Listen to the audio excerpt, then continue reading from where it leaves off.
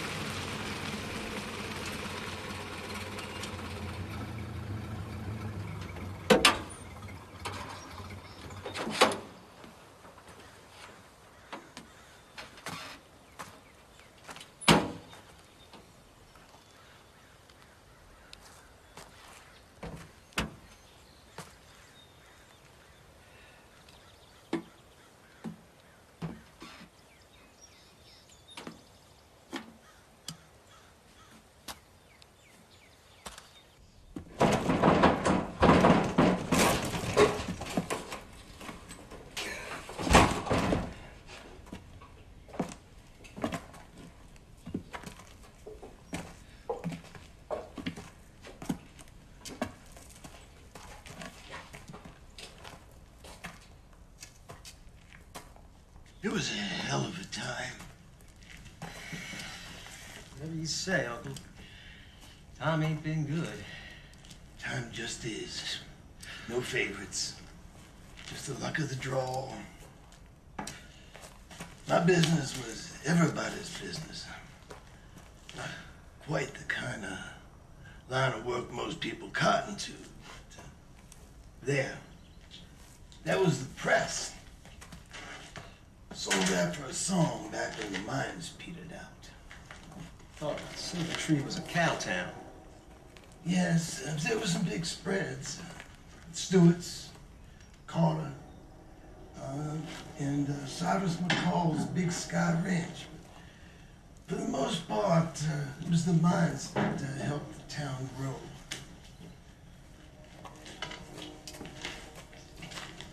got that.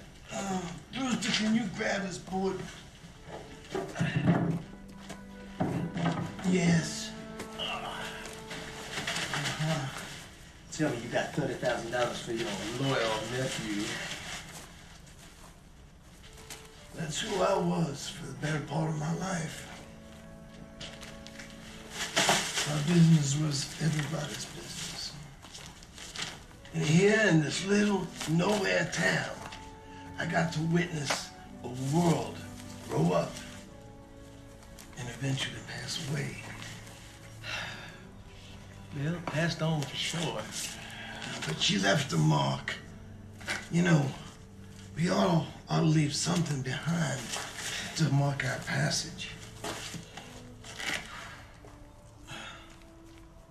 Oh my goodness. June 6, 1895. Singletree celebrates her silver jubilee. My goodness. That was 30 years ago.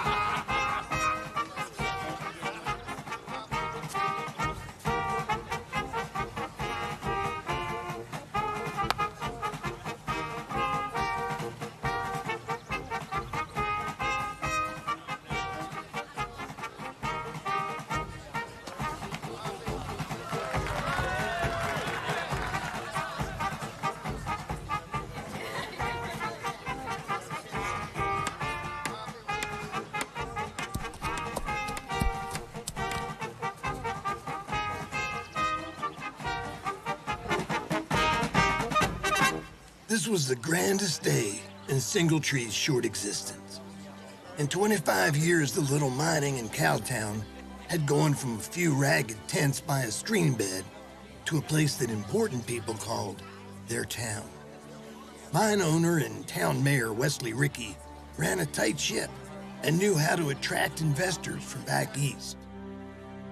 Almost a decade before, he had hired easygoing Matthew McKenna to enforce the law. Early on, McKenna had his hands full with men who thought he was little more than a tin star. But they soon learned that beneath his calm exterior was a quick wit and a fast gun. Nowadays, his Colt would remain holstered for weeks at a time. But the people who got the lion's share of attention in these parts were the cattlemen. They embodied all that was free and independent, the way the West used to be. They were the survivors, tough as nails. Granville Stewart was the second largest rancher in the territory and president of the Stock Growers Association. Stewart's neighbor and friend was Cyrus McCall, owner of Big Sky, the largest spread in Montana. He and his wife Rachel were here today to celebrate their town and to watch their son pitch for the home team. People were surprised that day to see Margaret Carter. She had never been inclined to do much socializing. Maggie was a widow who didn't hold much with celebrations. The only reason she was in town today was to pick up her daughter Kate, who had been studying in St. Louis for the last 18 months.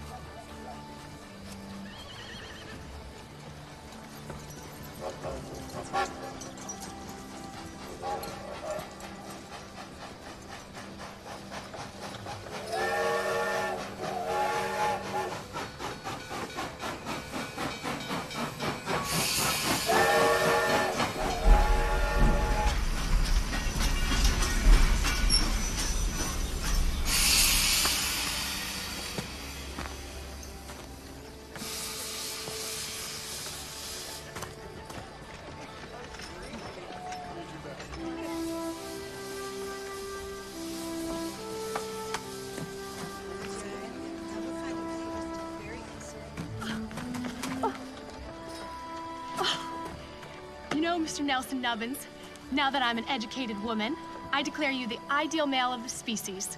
Forever silent. What more could any woman ever ask for? For me? Nubs,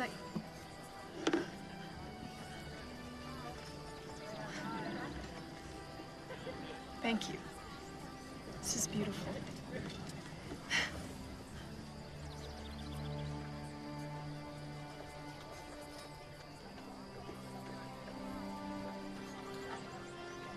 Charles Carter would have been proud of his little girl. And how about Charles Carter's wife? For the moment, she too is proud, Catherine. I had hoped to see Big Brother here with that little yellow mare of his. I best be on my way.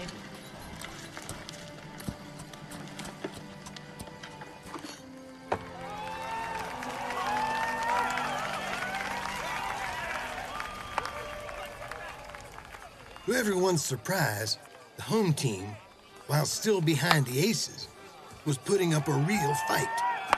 This was not going to be the route the Aces were used to.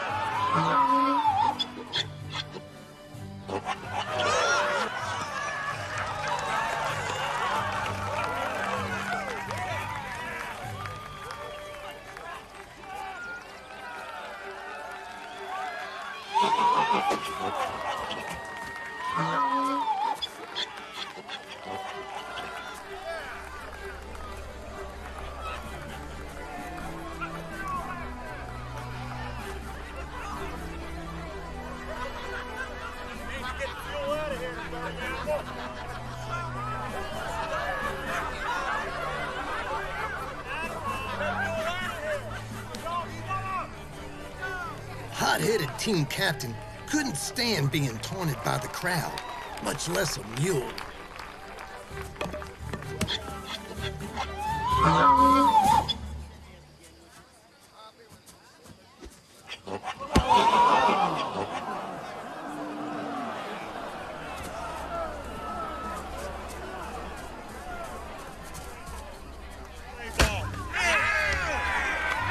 Town couldn't believe their eyes. Cy McCall left the pitcher's line and took matters into his own hands.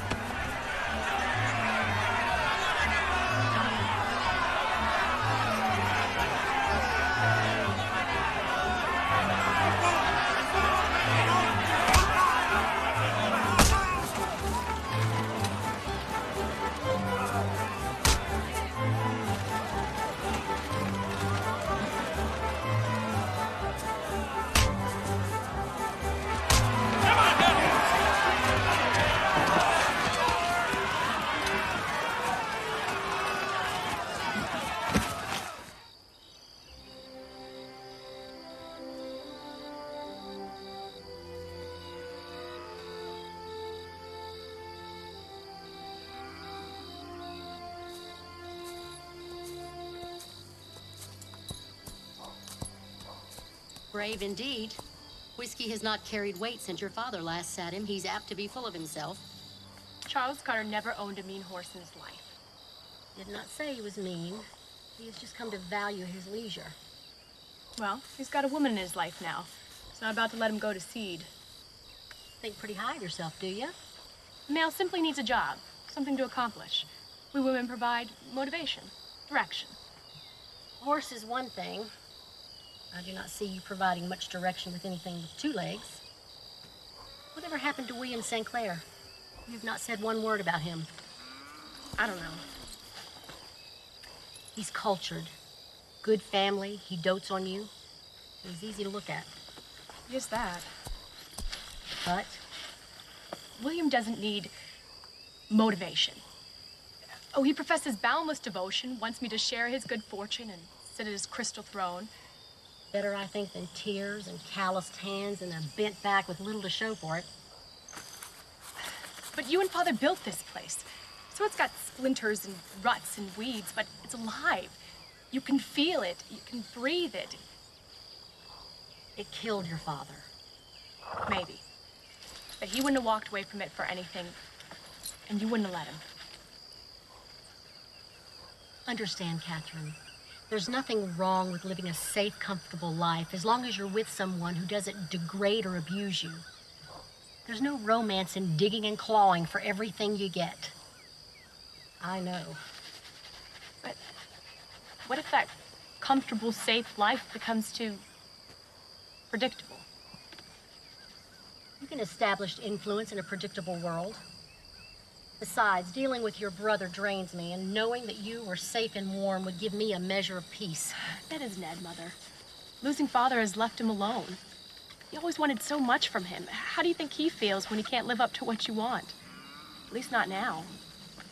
If you just give him a chance When to... you're a mother watching your son drift from pillar to post, then I will consider your advice. Fair enough. Fair enough. What a day. Think gonna stretch Mr. Whiskey's legs. It's about time he found his wind again.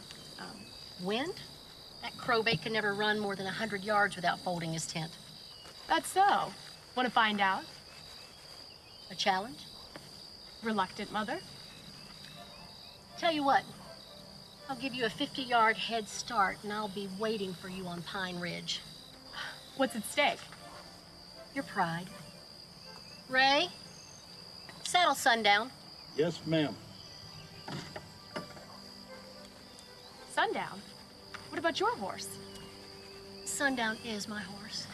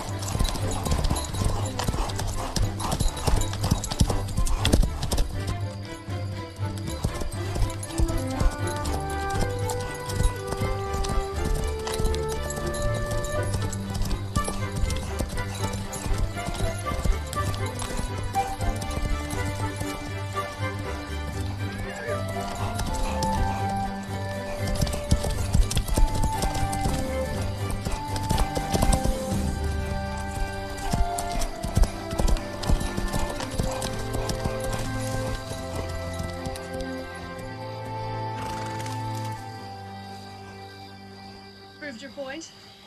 Did not have a point. It's just a horse race. But if you carry away a new perspective and understanding, all the better. Perhaps determining when you do not stand a chance is a valuable lesson. Give me 1 month with Mr. Whiskey and I'll bet a whole lot more than my pride that you'll never catch me. 1 month it is.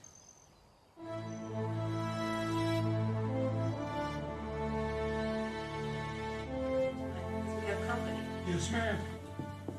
Company? Newspaper men ain't company. They're a nuisance and they lie. Pay no attention. You're always welcome here, you know that. Thank you, Rachel.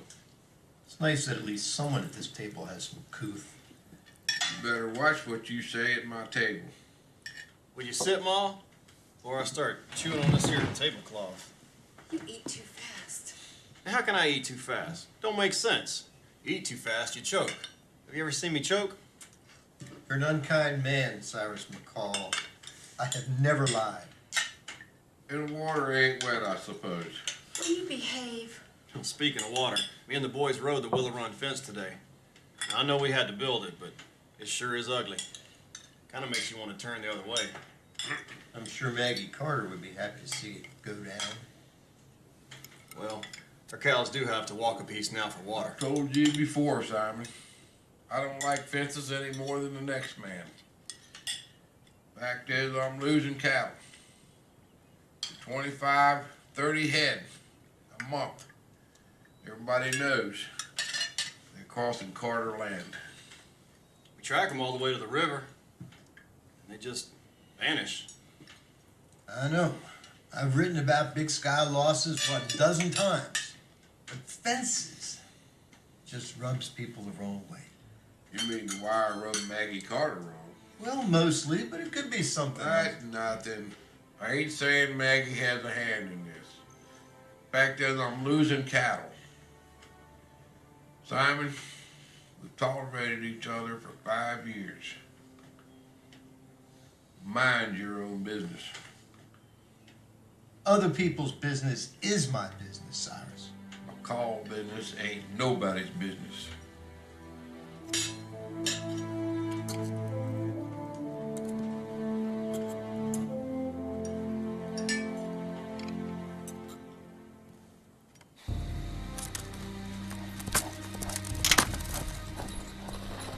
Run them through.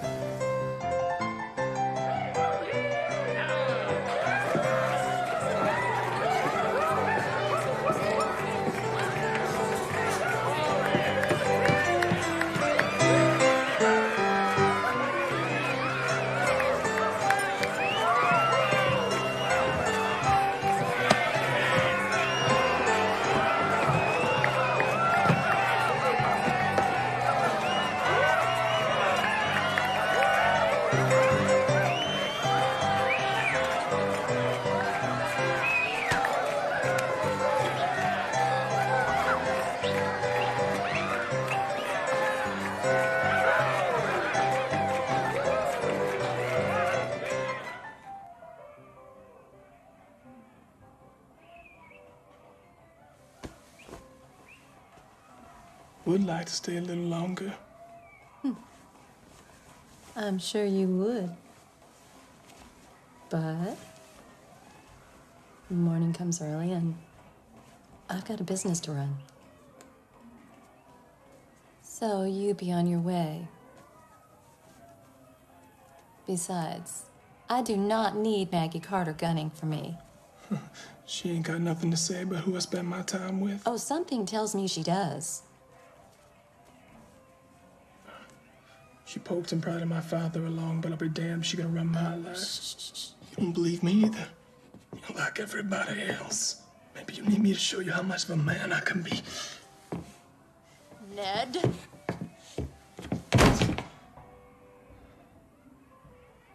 Go home. Sooner or later, you're gonna learn how to stand on your own 2 feet. For your sake, I hope it's sooner.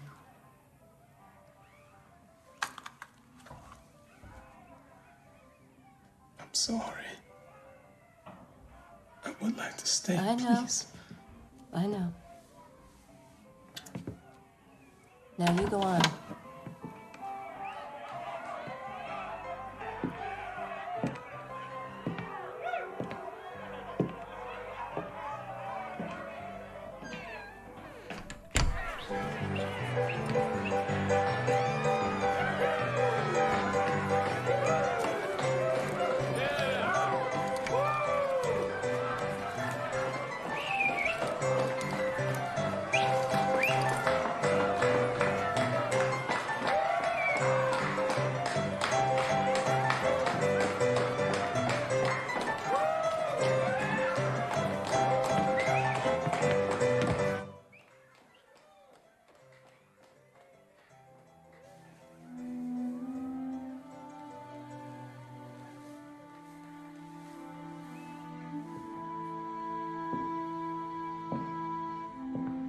Ned, come in.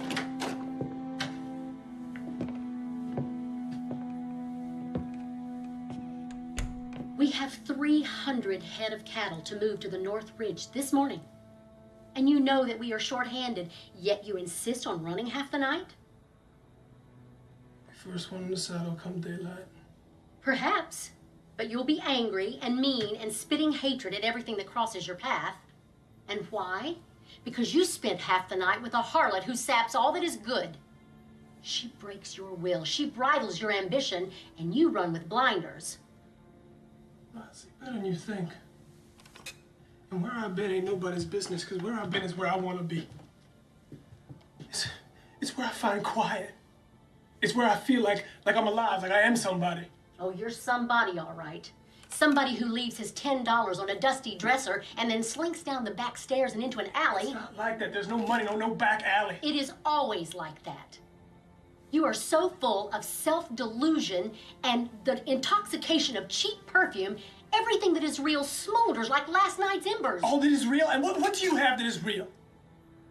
Father dies and you imprison yourself in this house, in this cave. I don't want that life. I will not have it. You're not gonna lock me up behind your doors with some box.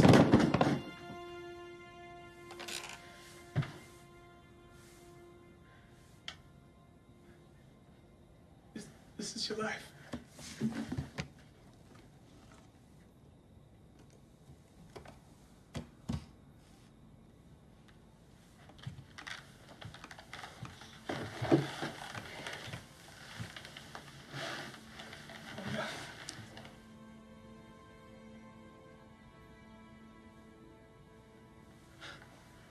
What are these?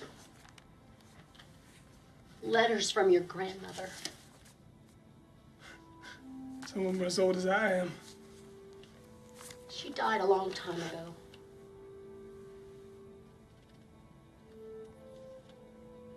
And, what's this? It's just an old gun. Just an old gun.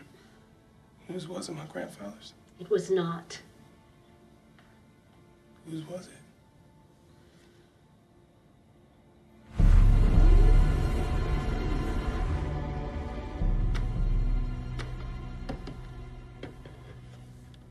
Who are these people? Who's she?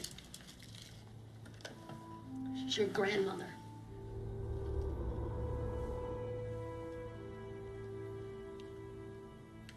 And him? My father. He died at Gettysburg.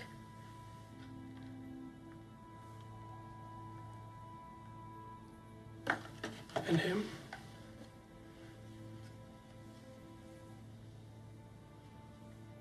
He was my mother's husband after my father died.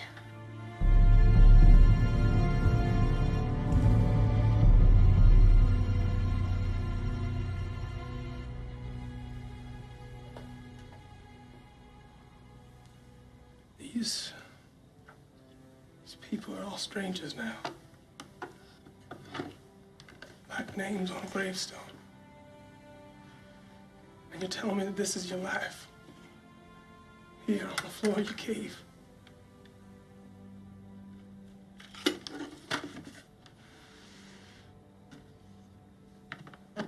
What's real for you died 30 years ago.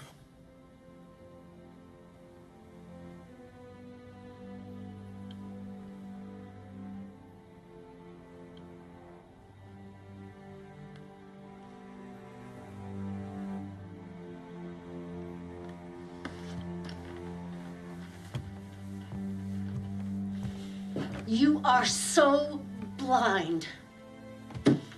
What's real for me is here. What Charles Carter built from nothing. It's yours to make even bigger. Carter Ranch makes you somebody. Don't be corrupted by what is base and vulgar.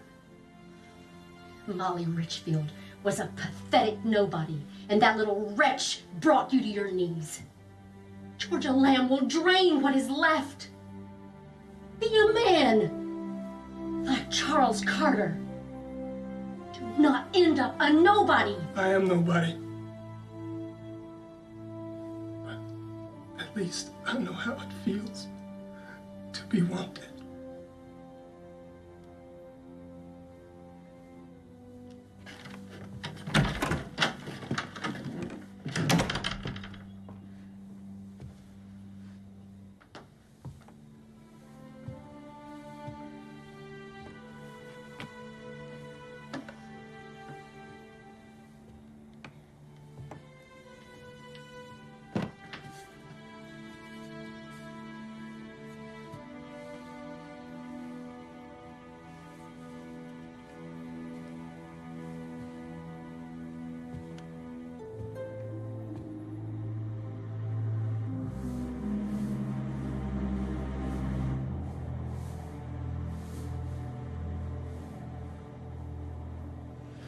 What's this? It's just an old gun.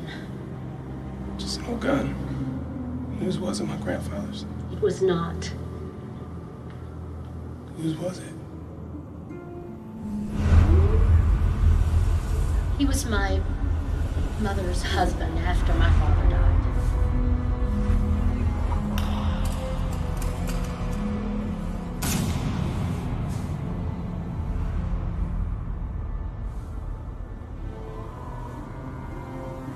What are these?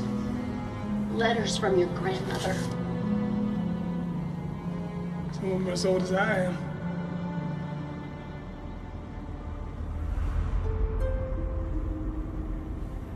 What's real for you died 30 years ago. Died 30 years ago. At least I know how it feels to be wanted.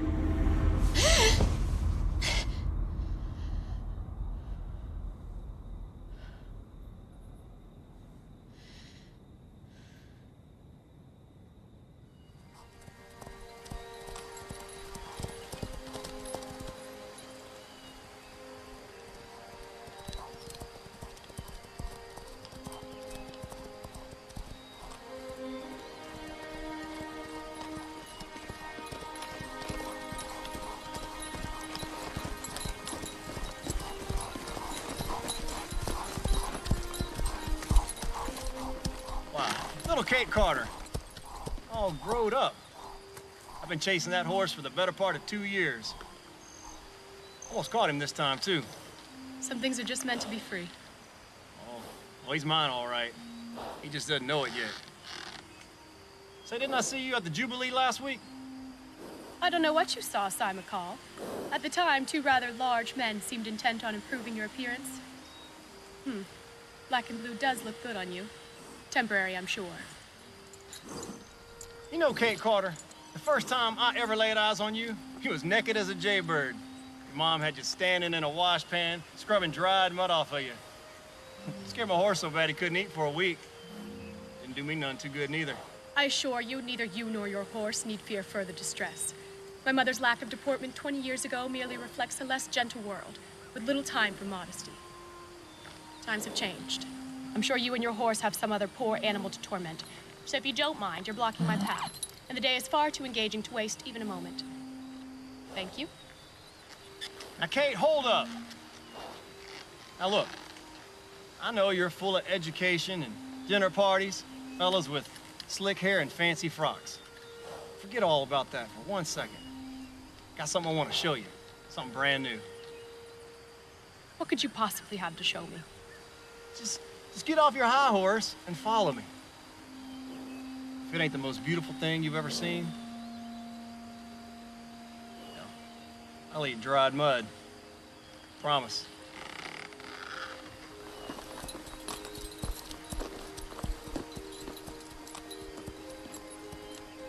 Well, you coming?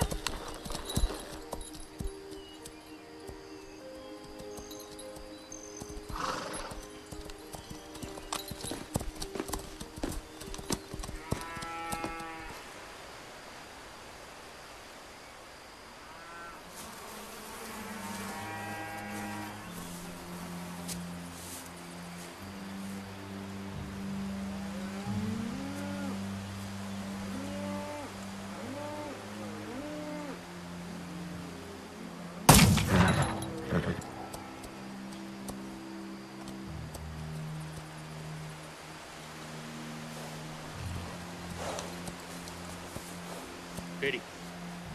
Whoa. Hold up there, man. I just heard the shot.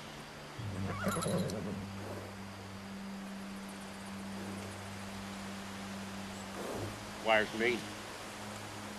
That's your animal, man? It is. You work for Cyrus McCall? No, ma'am. Riding through. Trying to find a way around this wire. Good thing for you. Name's Bateman. Caleb Bateman. A little new to this territory. But you wouldn't be Carter, would you? Ned Carter's mom? I am. Margaret Carter. You know Ned? Yes, ma'am. I ran into Ned some ways back. I know all about the vinegar between the Carters and McCalls. And now I know why. I don't know how you put up with it. Ain't no need for fences out here. It's free grazing land. Open range. Not according to Cyrus McCall. Yes, ma'am. I understand McCall packs a lot of sand around here. This here ain't right. A man shouldn't have to... Or a woman, mind you. Men talk a good game, but talk is all they do. Yes, ma'am. You got something there? Talk is cheap. It's thin as paper. But if you turn your head away just a little, I'll set a match to it.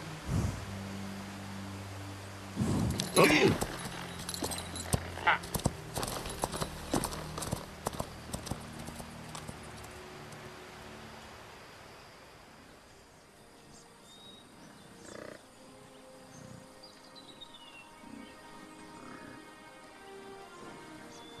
What do you think, Kate Carter? Nothing like it in St. Louis. Not dispute that, Sam McCall. Charlie Brokenhand told me about him. He migrated south from the border. Paul says it's the way it used to be, back before their hides became so popular back east. I'm surprised McCalls are not stringing up barbed wire as we speak. You know, McCalls hate wire just as much as anybody. Losing cows ain't much choice. Nothing against your mom, mind you, but those rustlers drove McCall stock across Carter lands. And I suppose... Don't suppose nothing, Kate. Charles Carter, your father was top of the heap. Paul says there's no better man in the whole territory. But when he passed on... look, everybody knows your mother's got sand. Lord knows she's got her hands full. Ned, well, he'll get over the whole confusing mess. I'll see to it. You see to it, Sam McCall. Thank you. This indeed has been something brand new.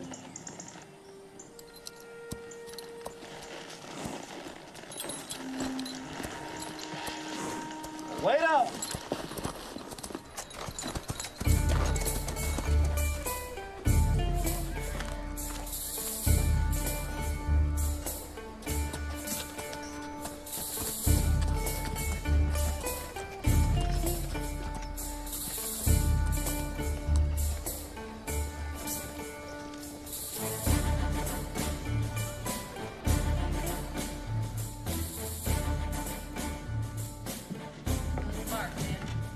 Bar's closed. Huh? The bar's closed. Closed? It ain't Sunday. I finished my bottle. Come on, we gotta go to meet. Now, give me this. All right, all I gotta say is closing the bar when it ain't Sunday is unconstitutional.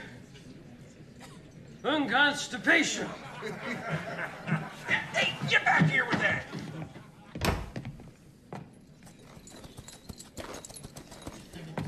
I see we're ready to start. I'd like to thank Georgia for allowing us to meet here in her hallowed establishment. Anytime, Mr. Stewart.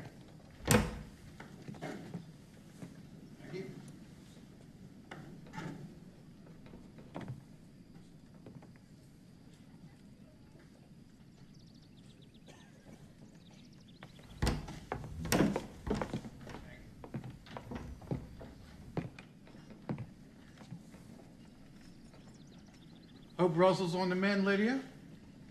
Well, getting cow kicked where the sun don't shine sure makes an impression. But he's tough.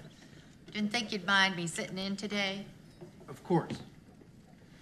As you can see, I've invited Judge Blackmere and Simon to sit with us today. I enjoy being in the company of cordial folk. Pleasure, sir.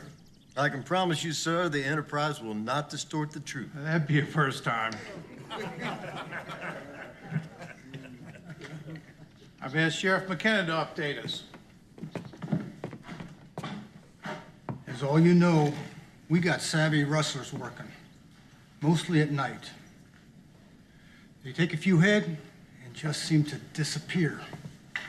Walter and I have combed the area, all the way up to Pine Ridge Reservation. Nothing. Indian agent hasn't seen a thing. Big Sky got hit the hardest. But since Cyrus has put up wire, he hasn't had a problem. It don't help me, Sheriff. Me either. I can't afford to lose even a few head. I know, Bert. We're doing all we can. Mr. Stewart, I have a ranch to run. If you will let me speak my piece, I will leave. Well, Maggie, we have a... Let her speak, Granville. You all know why I'm here.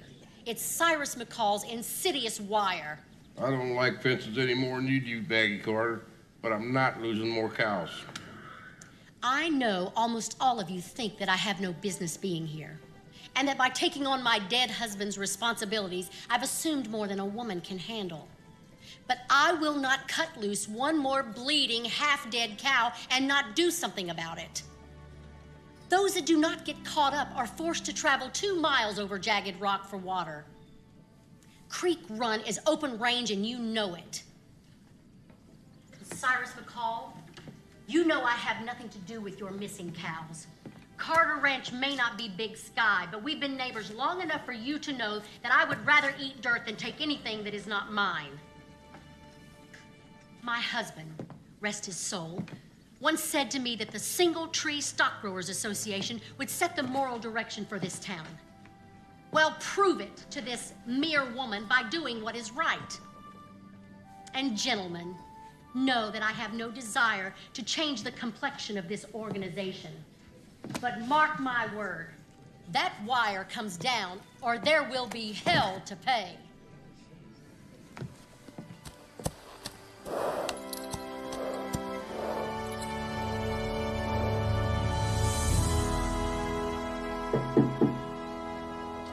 Come in, Catherine. How did you know? Well, for one thing, only you and Martha would dare knock on my door, and your touch is more delicate than hers. I'll strike harder next time. I thought you would be out limbering up your father's horse.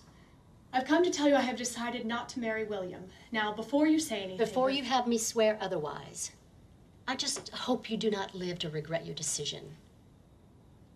I doubt you could bear the weight of self-reproach with dignity. I think I could summon sufficient grace, Mother. Oh, I happened upon Cy McCall yesterday.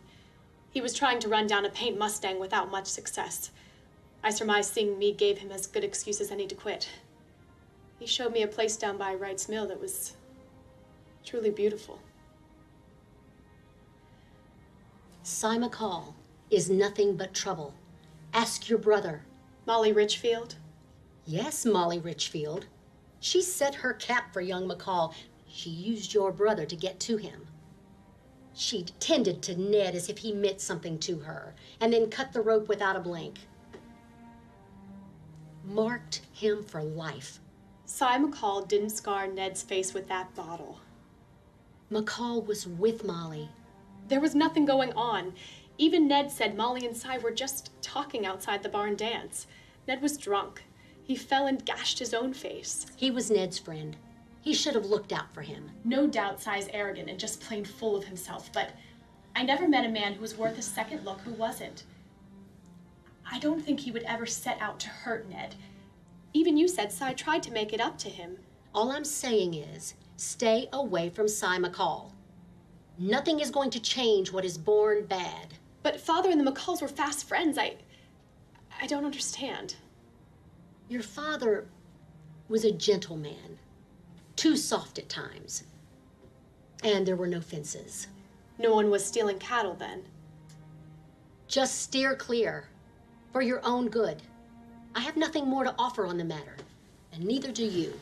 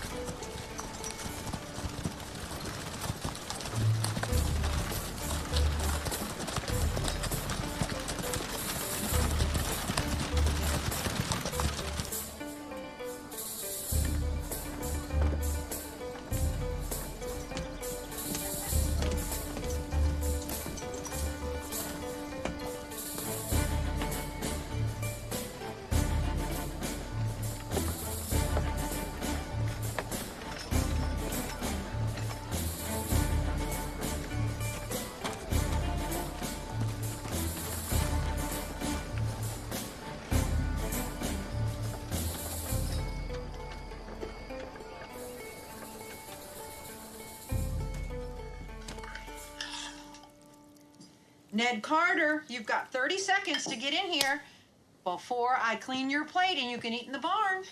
That would annoy the horses to no end. Mind your mouth, Hattie. About time you got here. How am I going to fatten you up if you allow Mr. Nubs to get ahead of you? Big brother off to church? You know, I would very much appreciate it if you would remember to mind your own affairs. See, some of the ladies around here need to remember. Ladies around here do not need to remember anything. Mr. Cocker the Roost. God rest his soul, you'd never heard Charles Carter talk like that. Oh, goodness, I wonder who that is. I hope they're not hungry.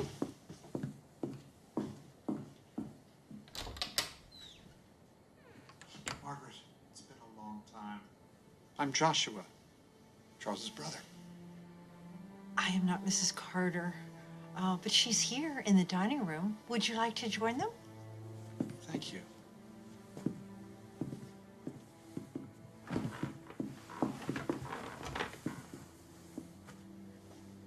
Forgive the intrusion, Margaret. It's been a long time. Joshua Carter. Joshua William Carter.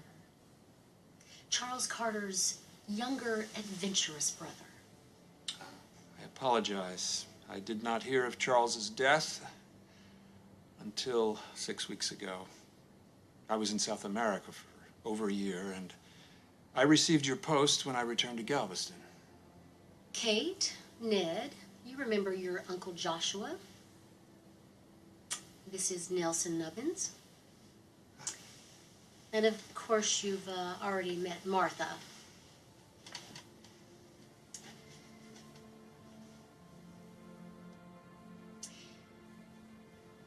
Won't you join us? Thank you. Mr. Carter, would you like to sit here, please? Call me Joshua. I wouldn't think of taking your seat. Oh, Mr. Carter, I mean, Joshua, please take my place. I just remembered, I need to leave soon. Please? Thank you.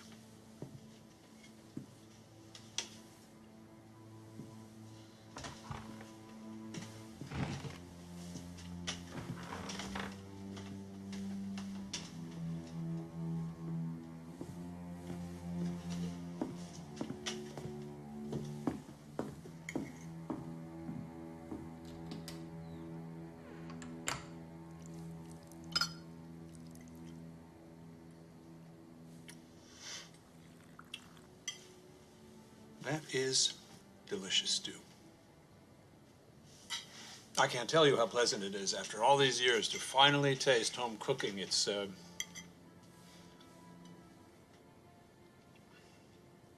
yeah, I think Charles must have been very proud of his life here. He was blessed, indeed. And I'm well aware of the hardships he faced year after year. But to have a son to follow in his footsteps and a lovely daughter to make him proud, a woman to comfort him. Charles Carter deserved better than he got. To have been taken in one's prime after surviving war and the harshness of this land is out of tune with what is just. All we can do now to honor him is to continue to build what he started. Enough of the past. Joshua, what brings you here? You're a long way from Galveston. Ah, well, my brother knew me well. He would be the first to tell you that I am ill at ease without the sea at my back. But she's a harsh mistress. And I believe it is time to have 2 feet firmly on the ground. To land. Solid, dependable, and forgiving.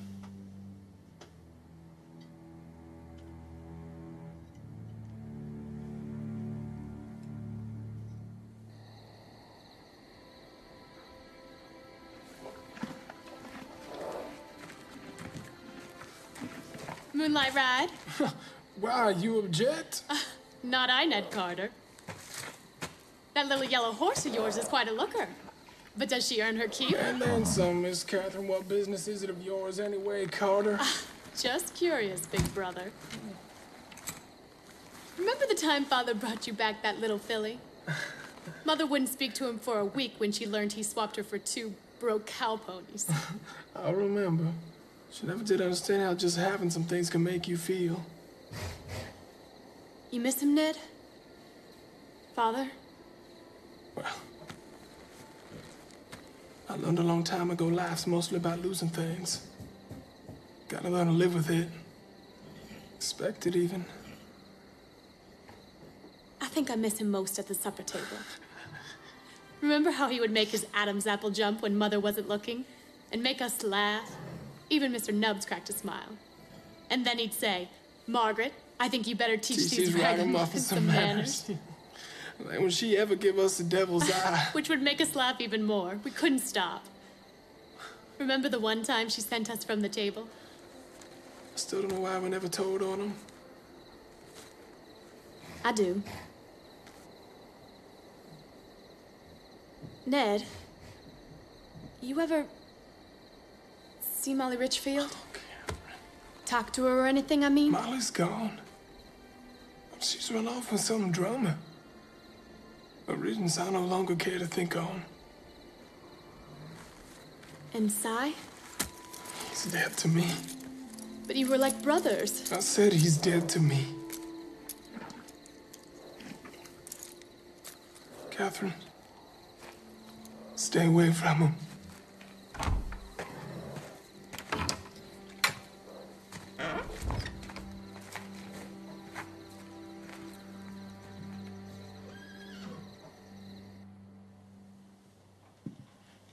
Margaret, you have a beautiful daughter.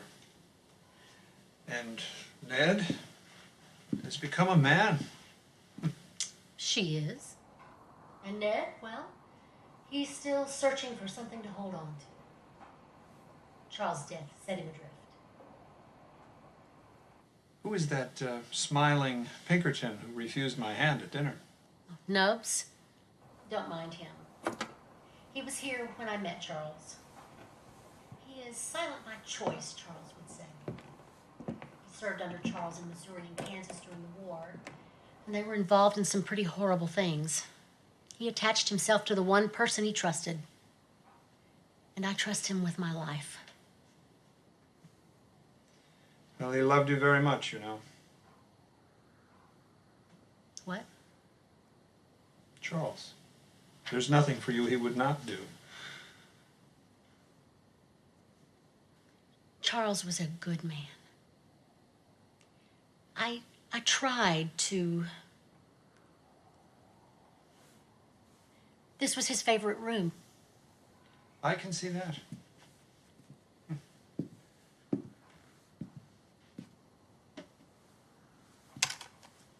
Nice rifles. Charles did not carry a sidearm, you know. Had his fill in Missouri of watching men die. He somehow saw art in their form. He was drawn to the heft of the long guns. Felt secure with them. A complicated man, your brother. He was that.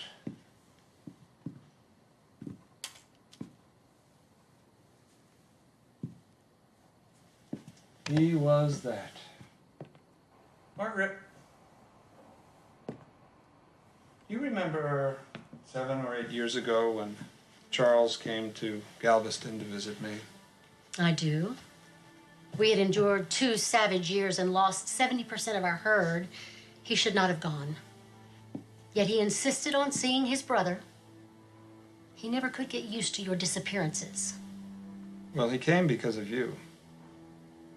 Yes, he could not bear to see defeat in your eyes. And I was doing well at the time, quite well indeed.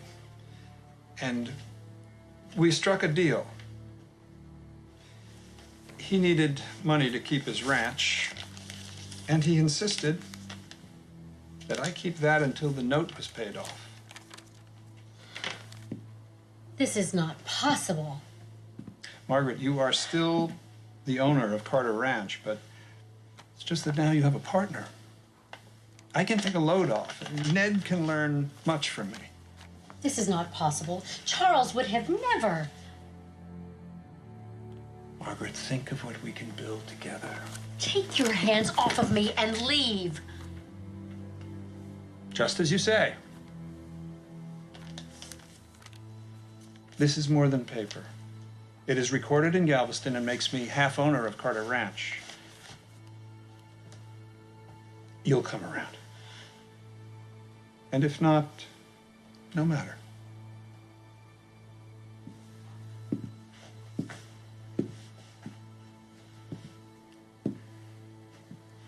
I will take what is mine and have what goes with it.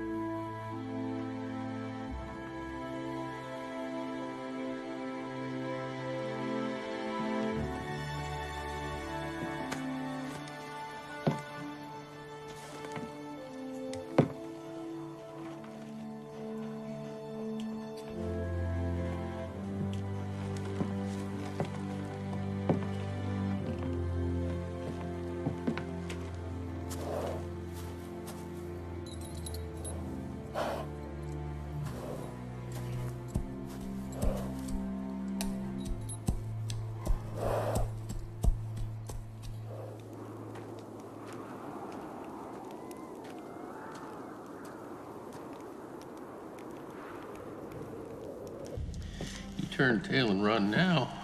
We lost the better part of a year. You benefit, Bateman. The moment those cattle arrived on the reservation, you couldn't trace hide nor hair of them back to you. My Sioux got fed, and you walked away with top dollar. You know, 10, 15 head at a time ain't hardly worth my trouble. My men deserve a payday. I mean, they sure ain't gonna endure another winter at an abandoned relay station. And I'm telling you, we quit while we can. Ned. Recently, the sheriff has been snooping around, talking to my mother and the rest of the men. He's onto something. Onto what? You ain't never been with him. You just tell us when the time's right. Now, McKenna ain't no closer to figuring out how we operate than he was 6 months ago. I'm telling you, he is on to something. And what's worth, old Si's got men in the saddle all day and half the goddamn night. I'm out, Bateman. I will tell you both when you are out. Now you listen. And you listen good. I'm gonna drive 100 head of Cyrus McCall's cattle up to Pine Ridge Reservation in 2 days. I'm gonna go through McCall's fence and I'm gonna go across your land, Ned Carter. And there better be $3,000 waiting for me when I get there. You ain't never gonna see me again.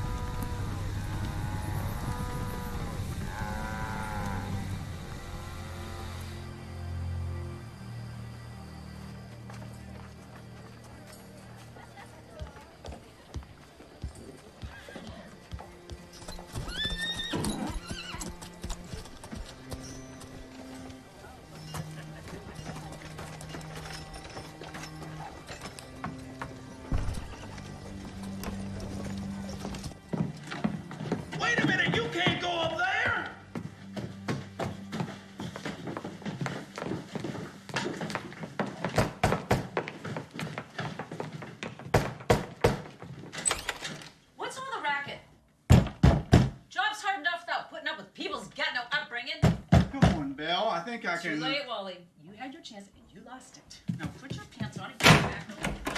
I'm here for my son. Ned's not here. In fact, he hasn't been here in 2 days. What's wrong with Ned sowing a few wild oats? Not in this cesspool, he won't.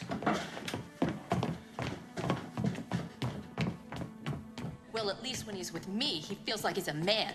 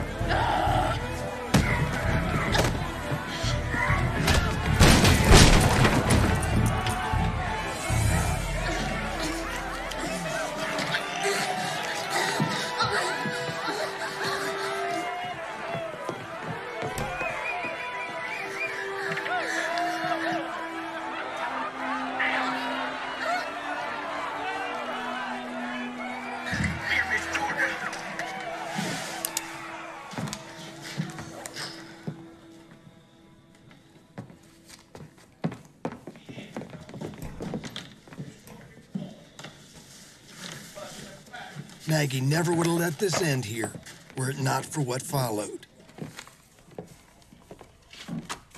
This here no good cattle thief, Caleb Bateman. Caleb Bateman, that's right. How'd you know that? Says so right there, Uncle. Oh. Come to find out, this old polecat has himself a hideout up at the old Osage relay station, about 20 miles north of Singletree. Place has been abandoned for years and years. Anyway, Bateman and his rowdies, they kidnapped a couple of women to do their bidding. Well, when the whiskey would run out, they'd go out and they'd rustle 10, 20 cattle. Nobody ever knew where they went. Well, Big Sky, Cyrus McCall's spread, they finally put up a fence bordering Margaret Carter's ranch. That's a very popular decision, I reckon. Oh, very popular. Maggie Carter was fit to be tied. Oh, my goodness. You know, but for about a month, Big Sky lost near her head. You know, back then, men were not inclined to think a whole lot about things. Cyrus McCall, he had what we call a hair trigger. Yeah, I remember sitting in his parlor one day trying to convince Cyrus to run for the mayor of Singletree. All of a sudden, 3 of his men come busting through the door. Simon Doubleday, there ain't enough money in it. Excuse us, boss, we got trouble. It's Creek Run, Mr. McCall. Fence has been cut. 80, maybe 90 head this time. Cy sent us to tell you. He's up on the river tracking. That many cows, gotta leave some sign. He said to come back and get fresh horses, sit tight until he gets back.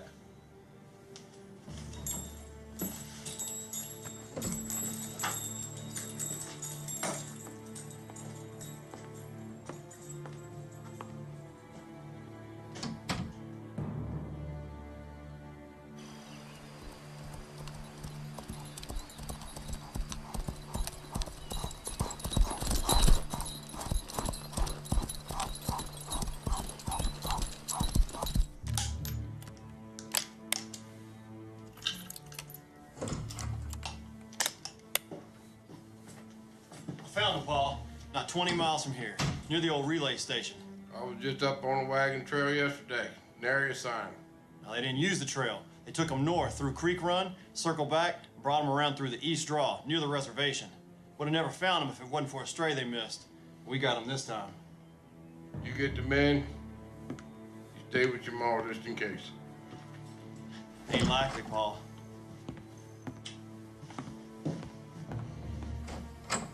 Cyrus, let me a gun and a saddle horse. I can't miss this story. I ain't got time to nursemaid no greenhorn. Don't worry about me, really. Send for Sheriff McKenna, please. For me, Cyrus. Wait. I can't. You know I can.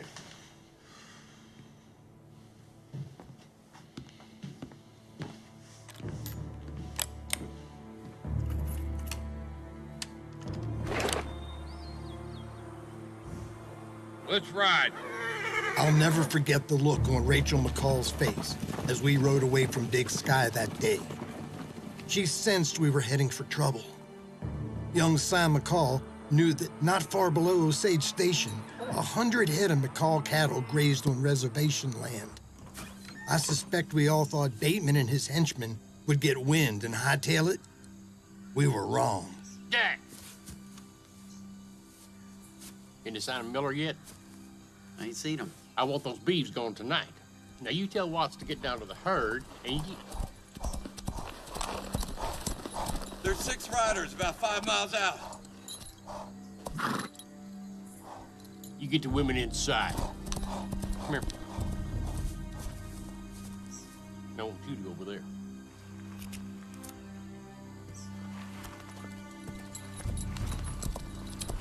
Get them women inside!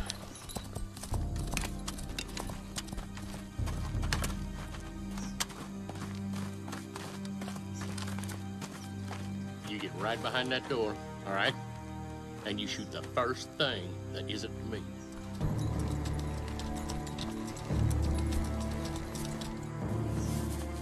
The hell of those women! You get them in here! You better move your ass!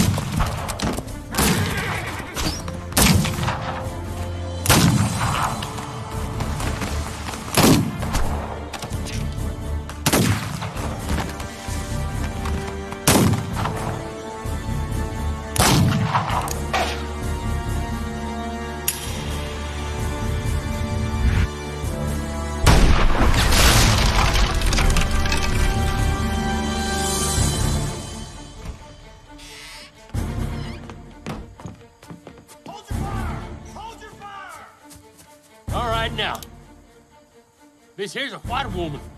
Now, I know none of y'all want to see her dead. You get that big black you rode in on and bring him up here, now! Everybody just stay calm. Don't nobody get nervous. Especially you, old man.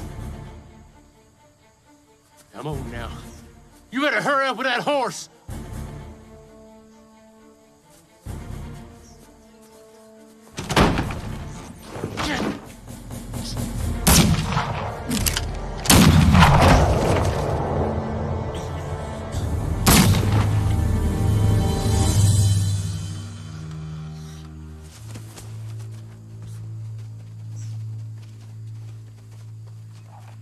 Cyrus McCall sent Caleb Bateman to the other side, but the tough old buzzard came close to making the journey himself. Where's Si, Rachel? He and the men went into town for some supplies, even skid the bullhead. None of this is real for Si yet. It's hard to believe there can be so much hate in a man. Doc? The arrow was tainted. Saw a lot of it in the Indian Wars. Bucks would stick their arrowheads into decaying carcasses and excrement, so that even a flesh wound became infected. Saddest thing is that the man who shot Cyrus was a white man. Fact is, I could have brought that boy into this world. He was taken captive maybe 15, 20 years ago. Learned to hate his own kind. Cyrus remembers. He then was returned to what was left of his people after the Sioux surrendered. Murdered his uncle and run off.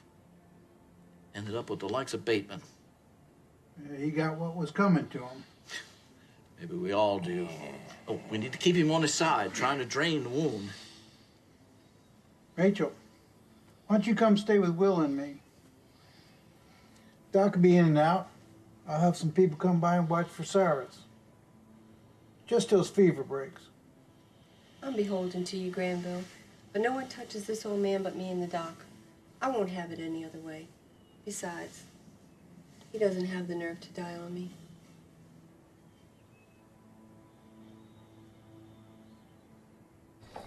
That's all. Sheriff McKenna was none too happy about McCall's sidestepping the law, especially when the undertaker had 5 new customers. Seems that old Skid took most of the abuse. None of the rest of us suffered so much as a scratch. One of Bateman's gang, man who called himself Siebert, managed to escape unscathed as well. But McKenna knew that he was the key to getting to the bottom of the rustling. Day and a half in McKenna's lockup, and Siebert told all he knew. McKenna pieced together the rest. Indian agent Lydecker was making a pretty penny out of buying up rustled cows with government money. Once on the reservation, neither hide nor hair could be traced. Smart as he was, Bateman ended up...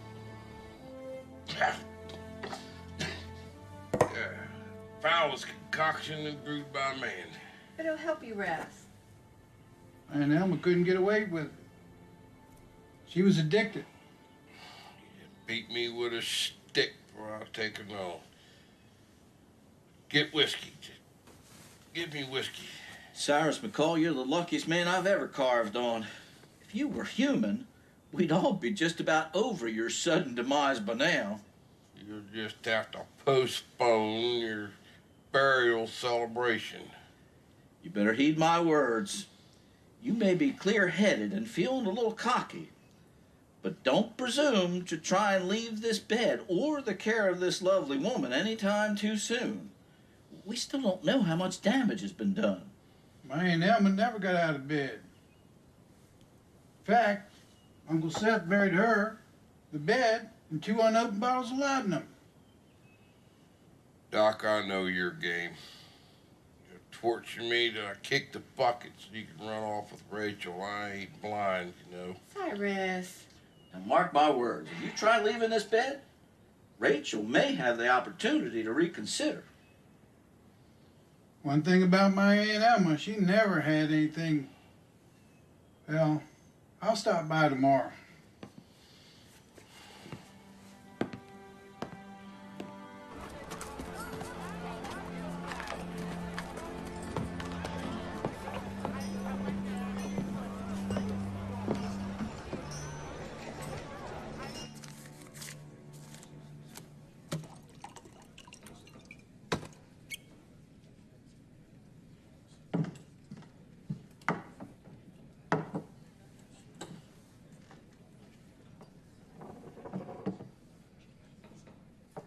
Saddle's empty, boys, but not for long.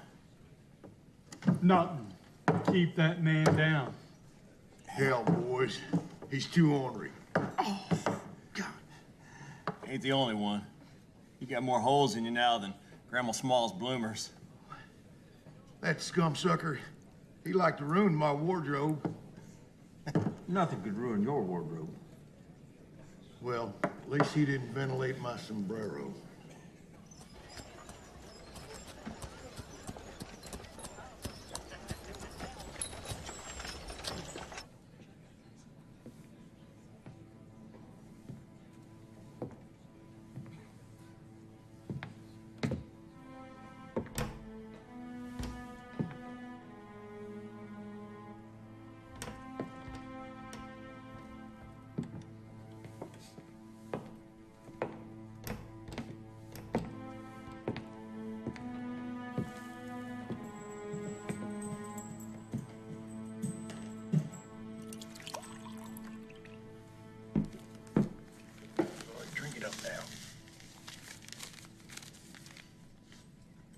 Big Sky sells a score, and I'll return home nary a scratch.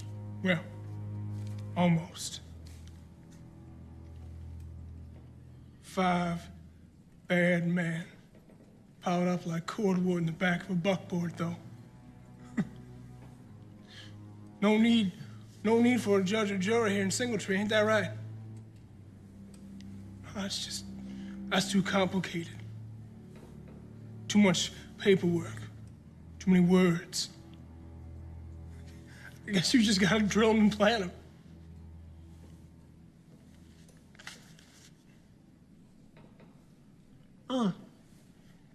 them. I did hear Big Si almost bought it, though. I mean, that's what I hear. I hear most powerful man in Singletree. Just this much, meeting up with old Nick. Why? What will we do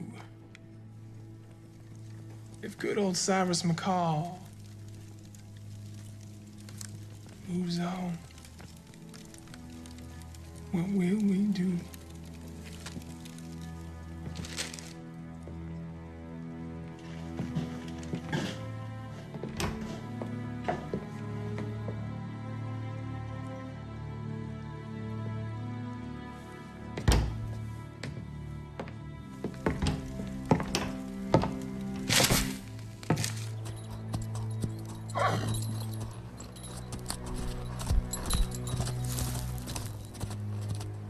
Boys.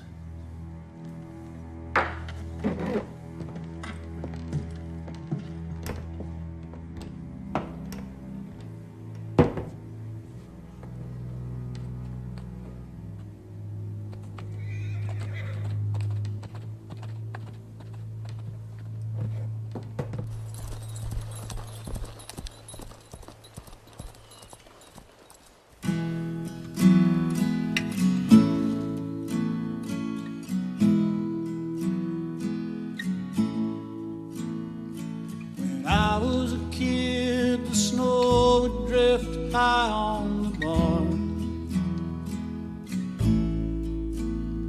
Before daylight broke, I'd be out with a bucket on my own.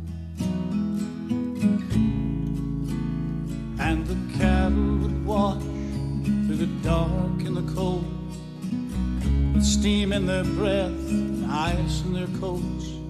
The snow neath my boots would glitter and squeak over bones of the buffalo buried so deep. Montana, my father gave me Montana. No matter where I go, it carries me. When I look inside, I see Montana.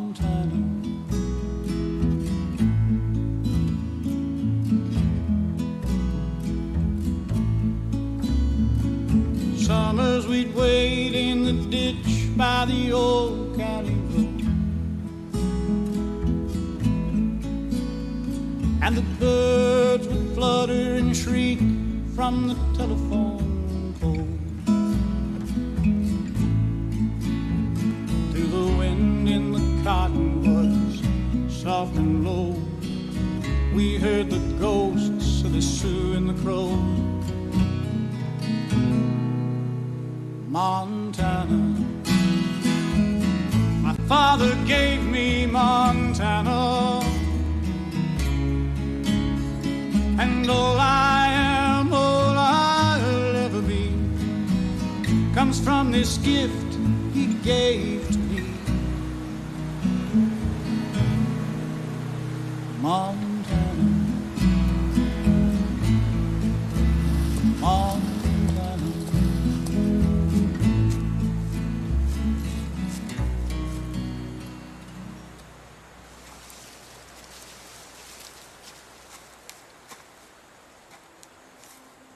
Thought I'd find you here, Ned. Place ain't changed a lick since we was kids. Growed up a bit. Spent many an hour on that rock concocting mischief, didn't we? Look, it's time you and me air this out once and for all. There's nothing left to air out.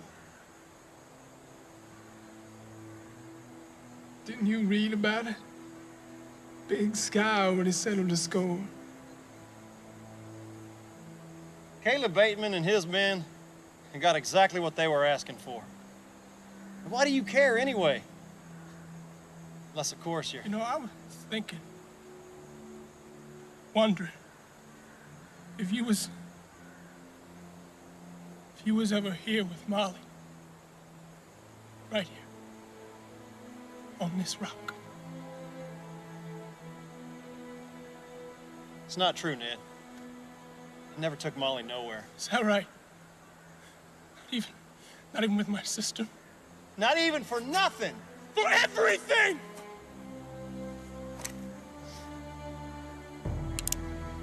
For her. She used me to get to you. You didn't even want her. But you wouldn't let me have her. You both left me marked for the rest of my life. Just stop it, Ned. Don't be a fool! I've always been your fool. Things change. And this fool will burn his prince down.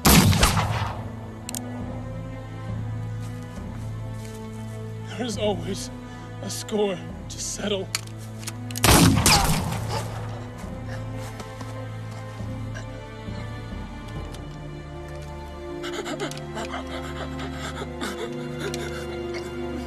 Ned! Oh, Ned! No! Still. Oh, Ned.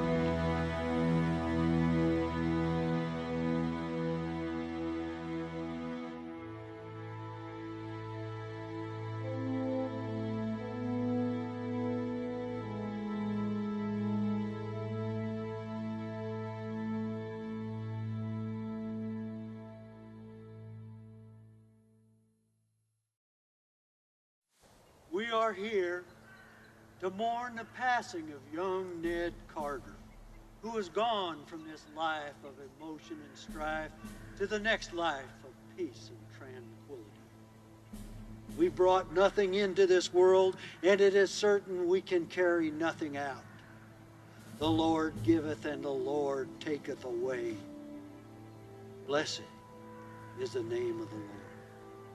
For everything there is a season, and a time for every matter under heaven. A time to be born, and a time to die. A time to plant, and a time to harvest. A time to be silent, and a time to speak. A time to hate, and a time to love. A time to make war, and a time to make peace. Dust thou art, and unto dust thou shalt return. Amen.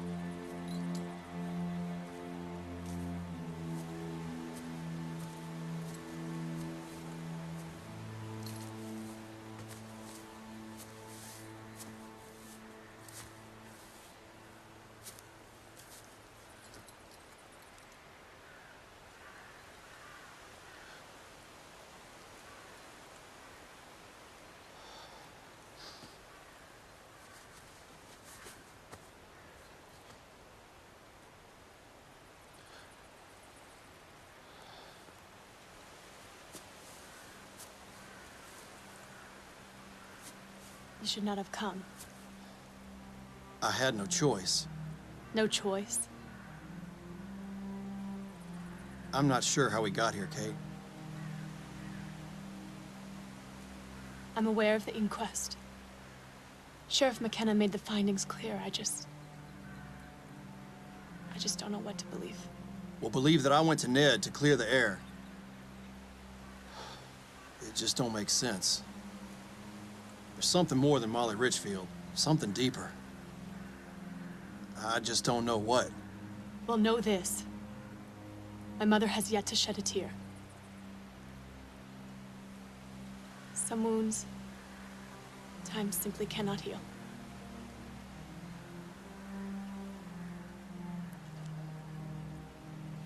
You best be gone.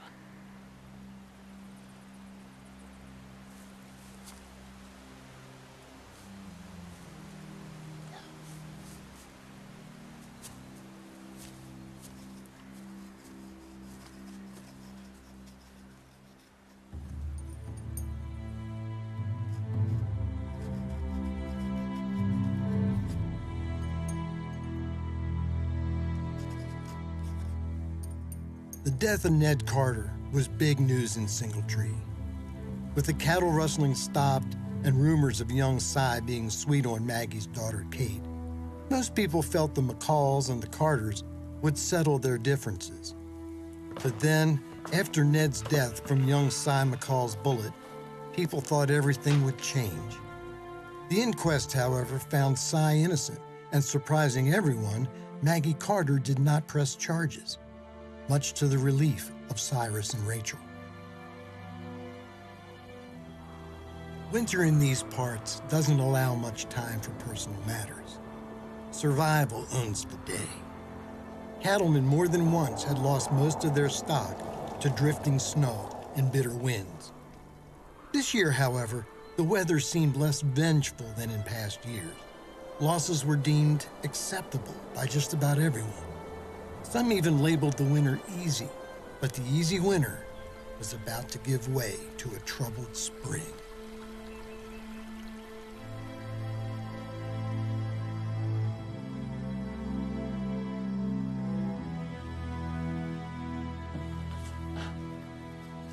Not a soul in sight, Margaret. One I should stay a while? I'm used to an empty house, but I know that you, not so much. No, leave before it turns pitch. I have these numbers to keep me busy. Have it your way.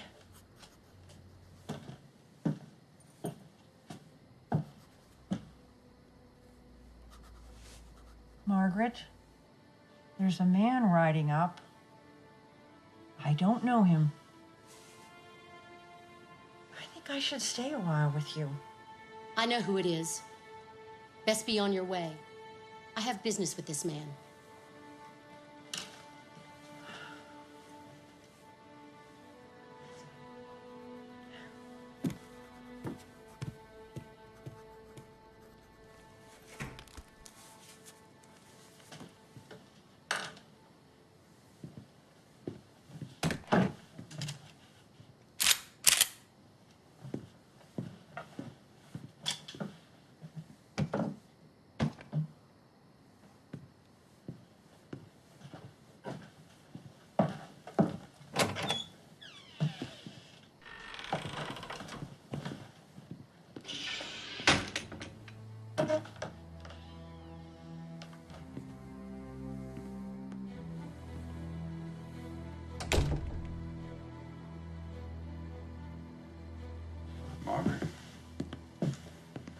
My name is... Abraham Tanner. I know who you are. I sent for you. Mm-hmm. How'd you find me?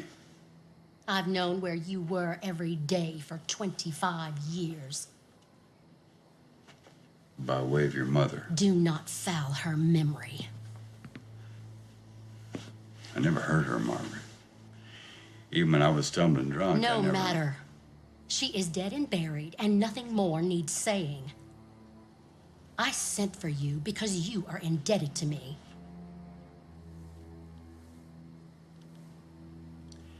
It was the whiskey, Margaret. I couldn't help myself. Your mother, she left my bed. She hated the whiskey. You owe me, Abraham Tanner, or you would not have come. Well, Margaret, I have nothing. I know every jail and cesspool town you lived in since Tennessee. I know you have a gun, and I know you are not afraid to use it. What do you want? I want a man to die. Margaret, darling, I am not a hired killer. Morgan Fitzhugh, Sam Flowers, John Westcott. Well, all the gentlemen that you just named, they all drew on me, Margaret. Look, I'm an old man, and I have to live with what I've done in my life, and some of it's not so good. In fact, some of it's bad, but... Well, I now got a place where no one knows me, and it helps. I ain't what I used to be, Margaret.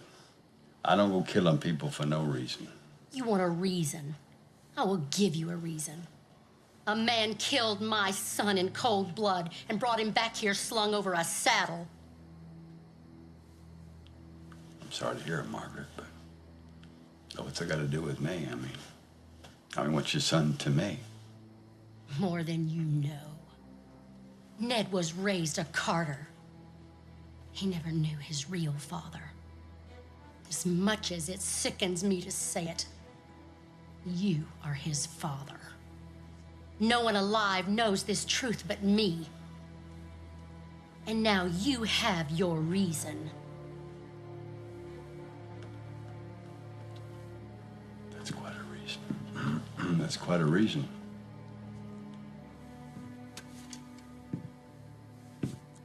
your son.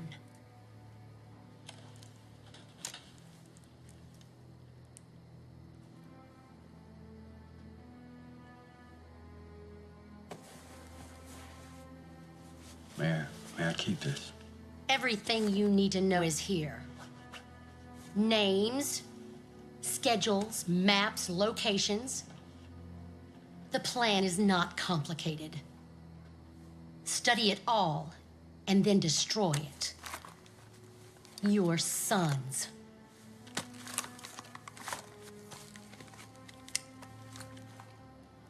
When it is over, leave. And if I ever lay eyes on you again, I will kill you.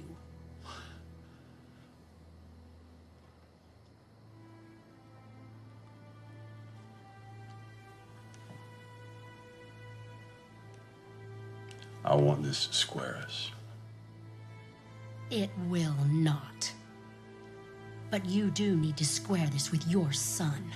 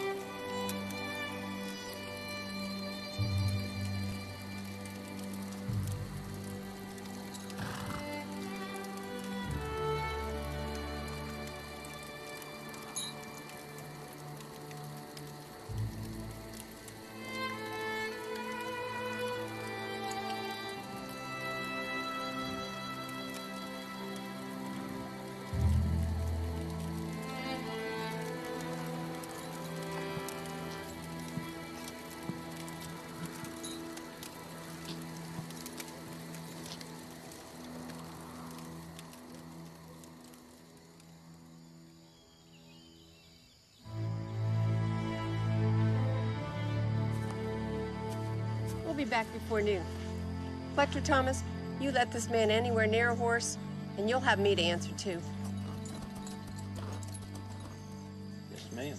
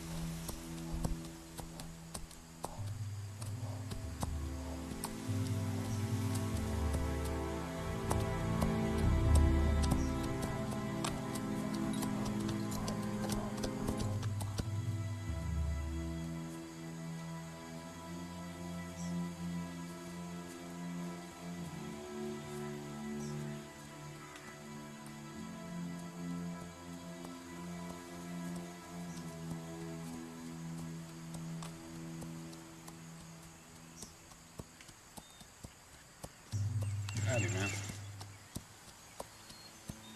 Wow, mighty disagreeable way to start the day, huh? I'll say. Yeah, she slept a while back. Must have pulled a tendon. Sorry to hear it. Mind if I have a look? Be my guest.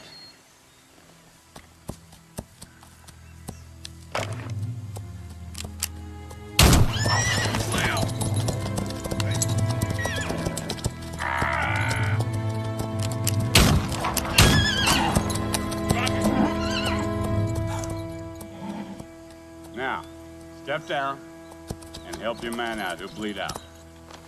Come on, get to it. What do you want? Ain't nothing you can give me.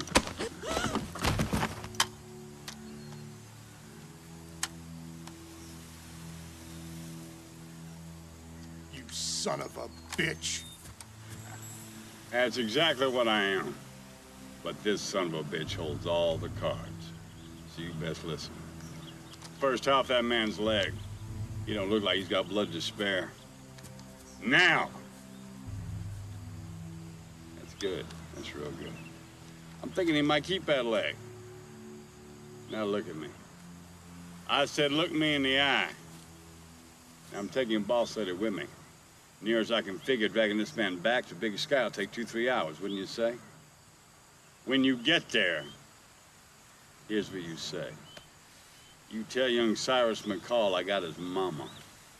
You want to see her alive ever again? Come alone to the base of Eagle's Nest while the sun is still high. Anything not right? She dies, pal. She'll be trussed up like a pig gonna be stuck. Wrong move? I drop the woman. Now, say Eagle's Nest. Say it! Eagle's Nest. Good boy. Now, bring me your horse.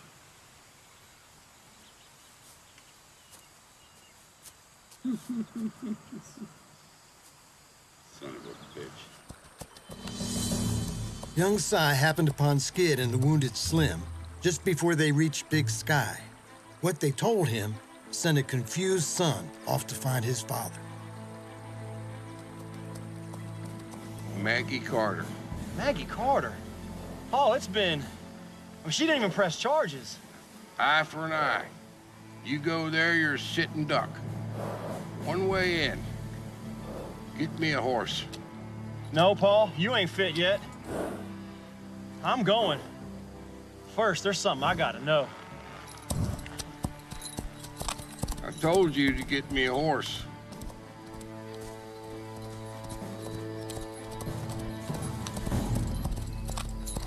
Where's your mother? Where's your mother, Kate?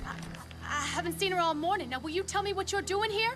Some animal has my mother. And he wants me at Eagle's Nest, or he's gonna kill her. And why would you think my mother knows anything? Some wounds simply won't heal. They're your words, Kate. Don't be ridiculous. You find her, and you make her turn this around.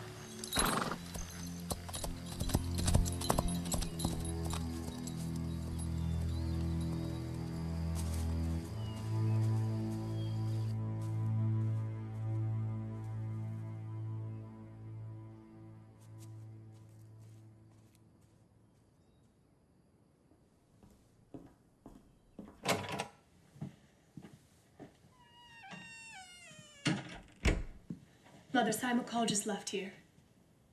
He says Rachel has been abducted. If he doesn't go to Eagle's Nest immediately, she'll die. He seems to think you knew something about this. I told him, of course you know nothing. Why would he even think? It's so fanciful, so distorted. Who would stoop so low? And why?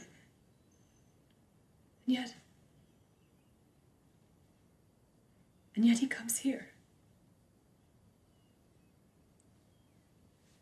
Mother, tell me you know nothing of this. I need to know. Before I try to... I need to know. Catherine, what is done cannot be undone.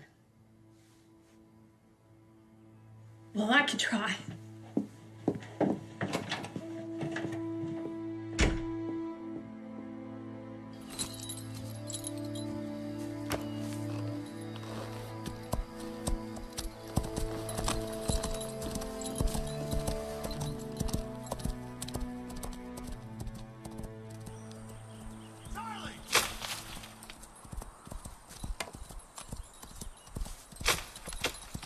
Charlie! Eagle's Nest. Can I get to the top ridge without scaling the path? Why? I just got to. Can I get there? Afraid of high places? I don't have a choice. Leave the horse here. I'll get some rope.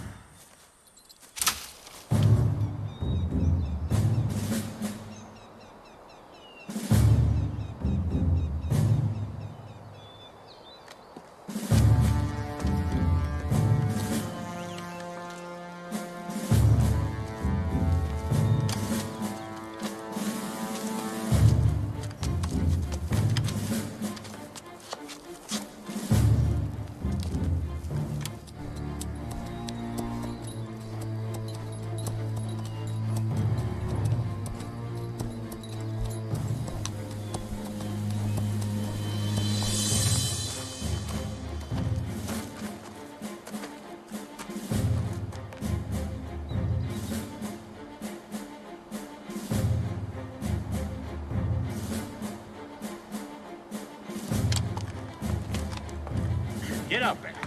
Come on. Get up there with yourself. There you go. Get up there, woman.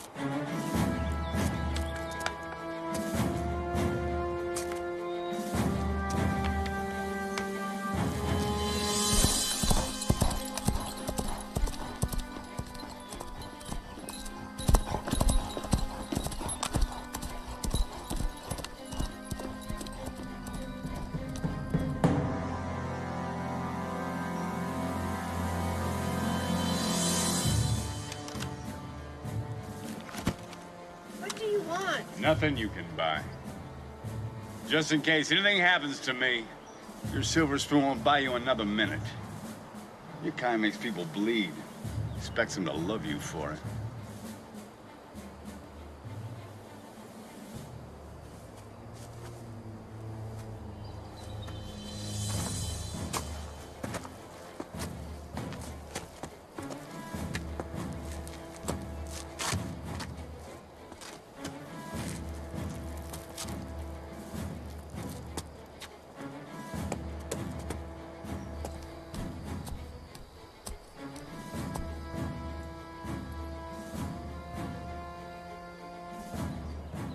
I didn't say it would be easy.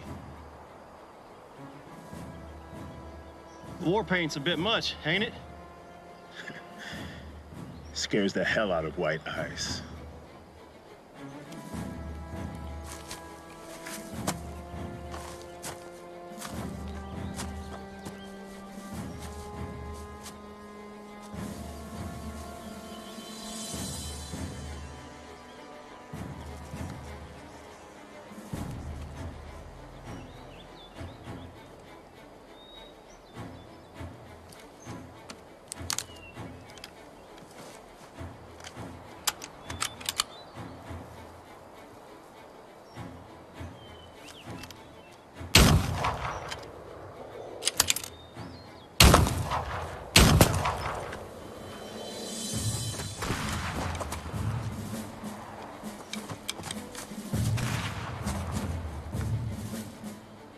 Stop right there, old man. Or your woman here will be at your feet before you can make another step. Let her loose.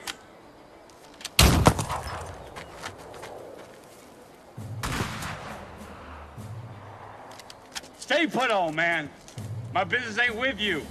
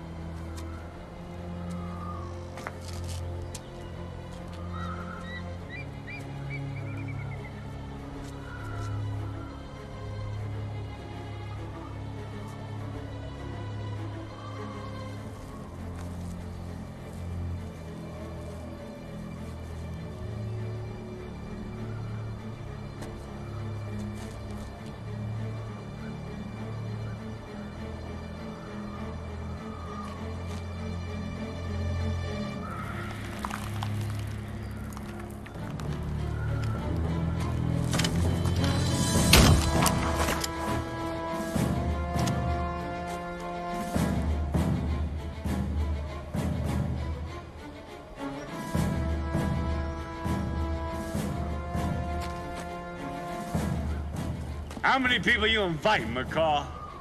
What if I just send you what you come for?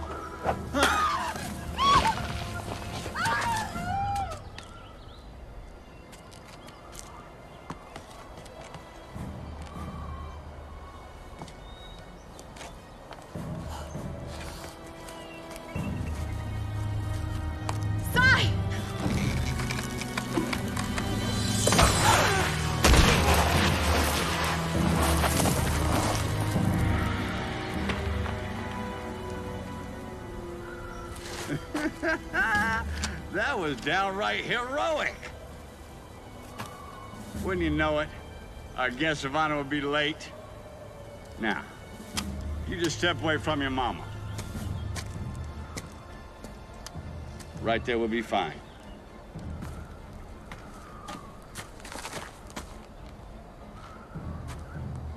And who might you be? What kind of lunatic are you? Lunatic? I reckon it kind of lives to howl another day, Missy. All right, now drop your gun belt. Good. Good man. Now.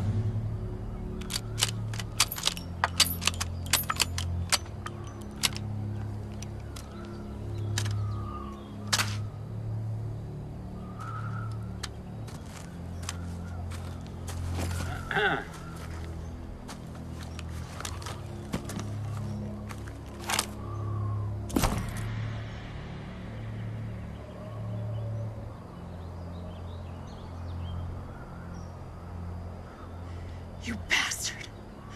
An accident of birth, I reckon.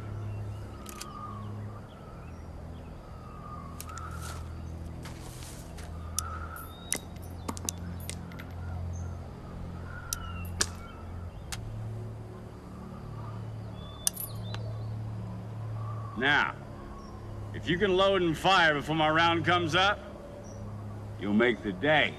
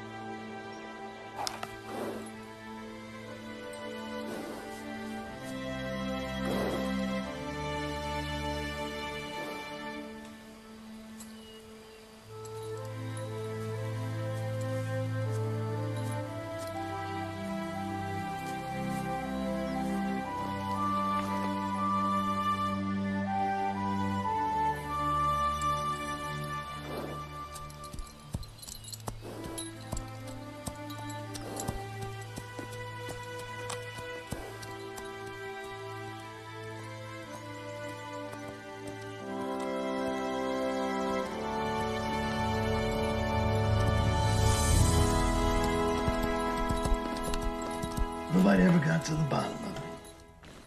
McKenna eventually found out that Abraham Tanner was just a no-good from the Dakotas. Not much of it. Of course, Kate and young Si, well, they eventually tied the knot. Cyrus McCall lived another 10 years, thanks to Rachel's vigilance. The one mystery that nobody ever could solve was what happened to Maggie Carter. See, right at the same time, Maggie Carter disappeared. And nobody on the Carter Ranch will say anything.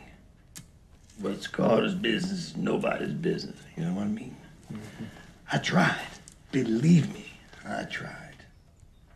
Now, there's a story.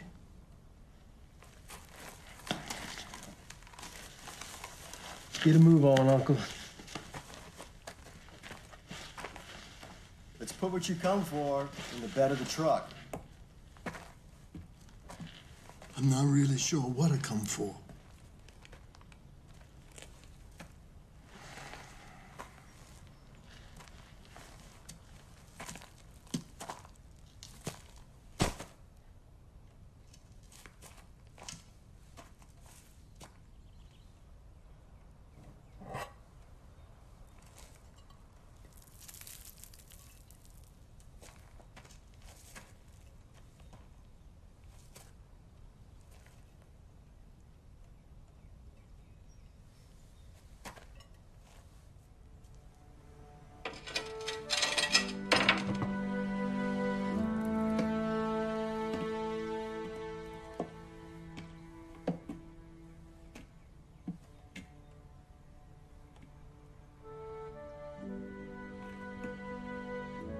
It was a hell of a time.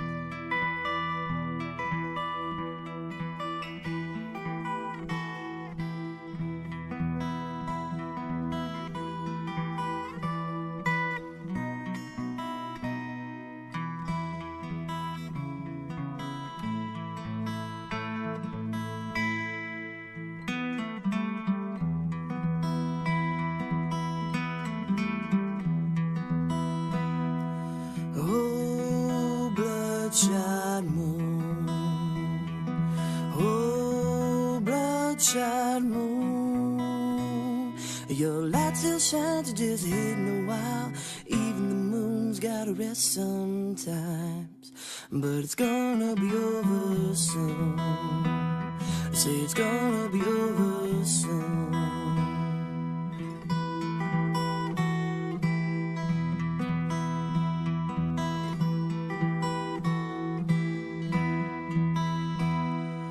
Oh, gray-haired man. Oh, gray-haired man.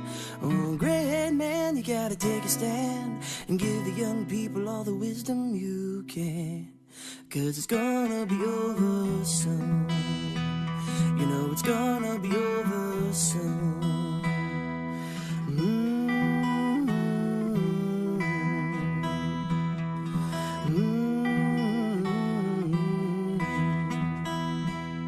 Say, oh, preacher man. Say, oh, preacher man. Prosperity comes, prosperity goes. You better preach the gospel, man, don't you know? And that the Lord is a-coming soon. You know the Lord is a-coming soon. Oh.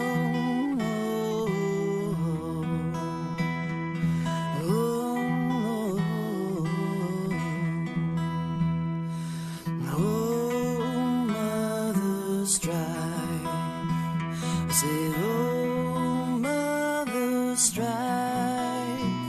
You done all you can to make him a man, and now you gotta leave him in the good Lord's hand. 'Cause your baby will be gone soon. You know your baby will be gone soon. Oh, bloodshot moon, sing, oh, bloodshot moon. Your light still shines, you just didn't know why. Even the moon's gotta rest sometimes, but it's gonna be over soon. You know it's gonna be over soon.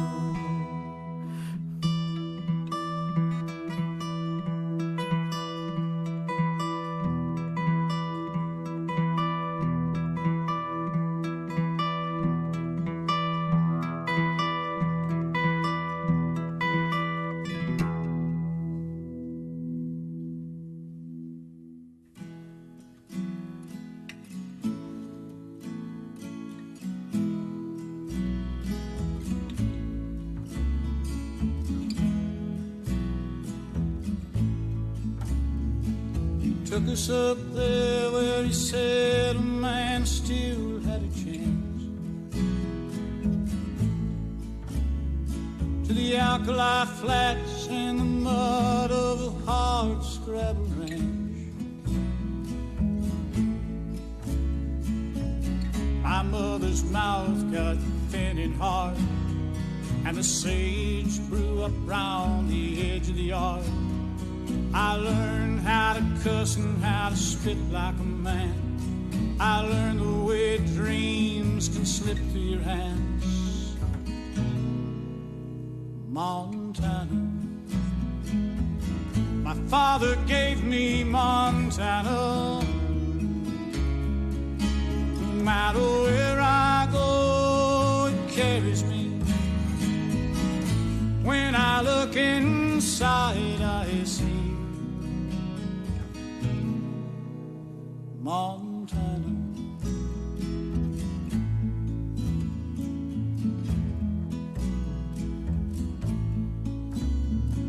Summers we'd wait in the ditch by the old county road, and the birds would flutter and shriek from the telephone pole. Through the wind in the cottonwoods, soft and low, we heard the ghosts of the Sioux and the Crow. So much left unsaid between father and son. We packed up and left there in 71. Montana. My father gave me Montana. No matter where I go, it carries me. When I look inside, I see Montana. My father gave me Montana. And all I am, all I'll ever be, comes from this gift he gave to